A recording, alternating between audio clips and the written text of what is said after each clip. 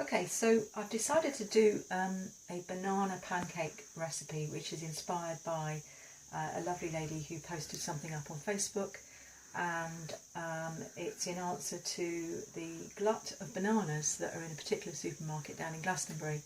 Doesn't seem to be any more veg or fruit there, but loads of bananas. So I thought I'd have a go at doing this banana recipe. What we've got are 2 bananas. We have some, this one is actually organic oatmeal, but you can get rolled oats and put them in the food mixer and spin them over for a couple of minutes, and then they'll go to this lovely fine oatmeal kind of content, which isn't quite the same, but it will do the same job. So then we've also got 2 eggs. If you can hopefully get hold of some eggs, that would be good, but I guess you could do a smaller amount and do 1 egg. We have some baking powder, vanilla essence, or extract rather, and then we've got some cinnamon. There's no sugar in this apart from the sweetness of the bananas, and obviously it's quite good if you can get ripe bananas, if you can get any bananas at all, unless you're in Glastonbury and you get loads. And then I'm going to use some coconut oil, and the amounts of the cinnamon are 1/4 teaspoon of cinnamon, if you like cinnamon, not everyone does, 1/2 teaspoon of vanilla extract, and a 2/3 of a teaspoon, which is a bit difficult to work out really, but I'm sure you get that, 2/3 of a teaspoon of baking powder. I think that's everything. So what we're going to do first of all is get the bananas. So we've got 2 bananas going in. Never know which way round to peel a banana. Apparently it's not this way, it's a lot easier to do it the other way. That's the way monkeys do it, apparently.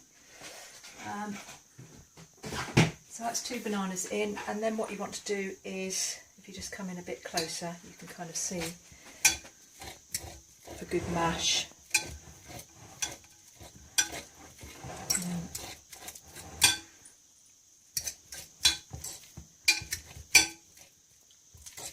There we go, giving them. So I've mashed those up as well as I can with the fork. If you had a food mixer, you could do this a lot better, but we've just moved in, so I'm just using what I've got. So once we've got the fork out of the way, we can then put our eggs in. Hopefully not with any shell. That's a good one.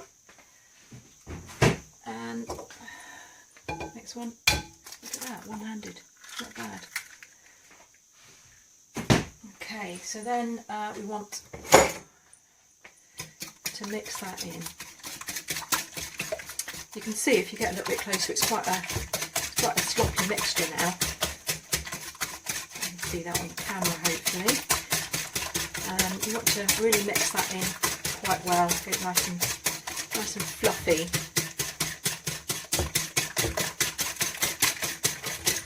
And it's obviously a lovely mixture. I can really nice smell of banana now, obviously. 2 bananas in there. So then we want to put in our flavourings, and as I said before, we want to put in a 1/4 teaspoon of, I'm going to judge this actually, I have washed my hands, that's very important, but that's about 1/4 I would say, so that's going in, and also the vanilla extract, which as I said is 1/2 teaspoon. And I will obviously do this into a teaspoon, I don't want to do this into my hand, that would be silly. So in it goes, slowly but surely. There we go. I can smell that from here, that smells really good. Okay, that's gone in, there we are. Okay, and give that another whisk.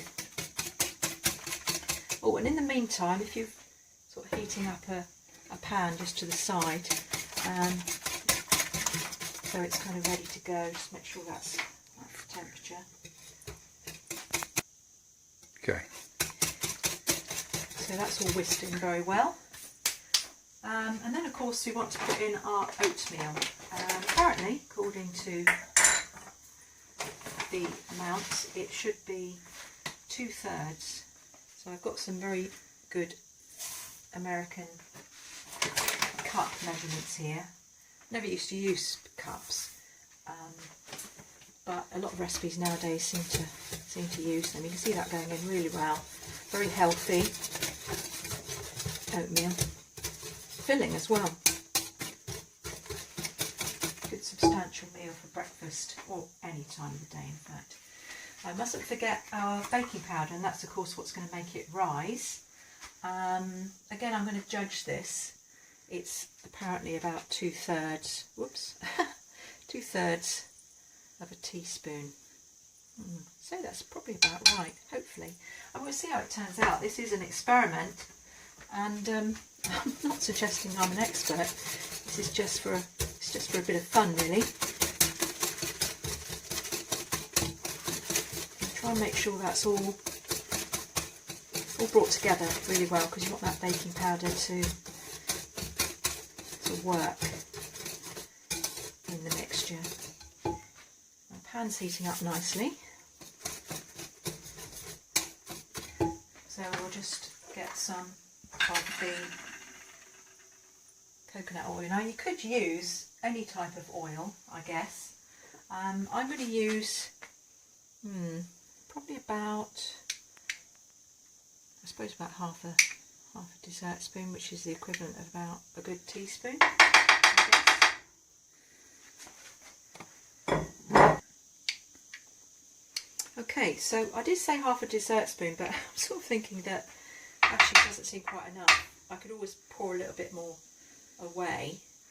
To me that just doesn't seem like quite enough in terms of the oil side. So I'm going to put a bit more in and just see whether that coats the quite large frying pan. And let's have a little look, just move it around. It's heating up quite well. I think I might just take that off a second. It's always difficult when you've got a new cooker. This is obviously not been used for a little while. We've inherited this cooker, so I'm going to turn that down a little. There you go. There is actually quite a lot of oil there. It's probably going to be a bit too much. Yeah, tell me when. Yeah, go for it. Okay, so what we're going to do is get a spoon, which is going to be about, shall we say, a Scotch pancake size, I suppose. We've got the pan heated up, and I did just try it just now. Oops, just dropped a little bit. But we'll just see how that first one goes. And it's sizzling nicely, so that's a good sign, isn't it? I'm going to try another one. Try not to make a mess this time. As I said, this is a new oven to me, so I'm just learning how hot to get it. I've got it on 4 at the moment, and I don't normally work with electric, so bear with me. Try again. There we go. That was the better one, I think. And what we're waiting for is for it to be golden on both sides and to be nicely cooked through. There we are. We'll try 4 to start with, and then we'll see how we go. Now, it doesn't have to be a particular shape, obviously. I'm sure there's things that you can do with pancakes to make them interesting shapes, but I am just going with this because I've never made these before. The other thing to mention is that these are gluten-free. I mean, obviously you need to watch out with the oatmeal, but I believe this one is a gluten-free oatmeal, I believe. But obviously that needs a little bit more heat on it. Let's try 6. Let's really go for it. There we go. Oh, there we are. That's it. You can see them really. I don't know if you can. If there was smell-o-vision, you smell really good actually. They look nice. But yeah, that's definitely cooking now. And as I said, this is not an exact science. I'm not used to cooking with electric, so this is just an experiment. You can see it starting to harden a little bit, and I think that's probably about we'll try it after about a minute or so, see how that's going. I want to sort of burn them on the bottom, and that's the difficulty with sometimes with electric, is to time it right. I'm going to aim for that one, I think, in a moment, and see if I can flip it. With pancakes, when I've done them in the past, you just need to see that they are a little bit more solid on top before you turn them.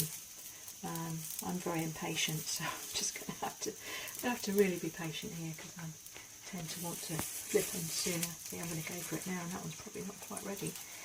Nearly, not quite. Okay, so that, I'm just going to have a go. Come on, let's have a go. Ooh. Well, clearly they are cooked underneath. Not so much on top, I would say, but they are cooked underneath, so that's good. There we go, managed to flip them in. Oops, a daisy. Wasn't quite so good. Let's get some more oil going around there. I might just get a little bit more oil on.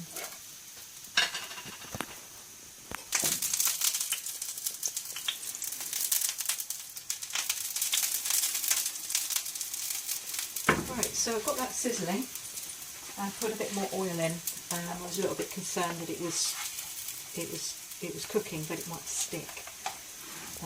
Now, obviously, these are a bit well done. And just have a little check. Yeah, I would say those are pretty done. I'm going to just turn it down just a touch. There we are. And there's quite a lot of oil on there now, but I'm trying to keep them just over this side a little bit. Of course. Okay, so I'm just going to put some maple syrup on these ones. Some were more successful than others, but they look cooked. So I love maple syrup pretty much with anything. So I'm just going to try these. Yeah, that's nice. That's soft. It's going to be quite hot, this, actually. So